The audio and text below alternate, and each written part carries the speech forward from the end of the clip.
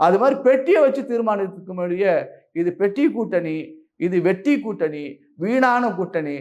அவங்க மார்க்கெட் இல்லாத ஒரு கட்சிக்கு கூட அதிகமான மதிப்பீட்டை ஏற்படுத்தி மார்க்கெட்ல கொஞ்சம் காசு பணம் எச்சா போறதுக்கு ஐயா எடப்பாடியார் வேலை செஞ்சுட்டாரோன்னு என் மனசு படுது. ஆமா. அதனால இந்த தேமுதிக கூட்டணி என்பது பெரிய மாற்றத்தை எல்லாம் கொடுக்கும்னு நான் நம்பல. ஏன்னா திரு விஜயகாந்த் சாருடைய ஆன்மா வந்து சில பேர் சொல்றாங்க மன்னிக்காத, நான் அந்த விஷயத்துக்குலாம் போகல. இப்ப நாளைக்கு ஐயா முதலமைச்சர், அவங்க ஆர்வி சகோதரி அம்மா பிரேமலதா அம்மா, அவங்க எல்லாம் போய் மேடையில் இருக்கும்போது நம்ம தந்தானத்தானேன்னு பாடினார்ல யாரு, வைகை புயல் வடிவேலு வண்ணா மாமன்னான்னு பாடினாங்க இல்ல, அந்த வடிவேலை கூப்பிட்டு வந்துட்டு இந்த தேர்தலில் பிரேமலதா வச்சுக்கிட்டு நம்ம தமிழ்நாட்டுடைய முதலமைச்சர் ஐயா ஸ்டாலினை வச்சுக்கிட்டு தேர்தல் பிரச்சாரத்தை கூப்பிடுவாங்களா?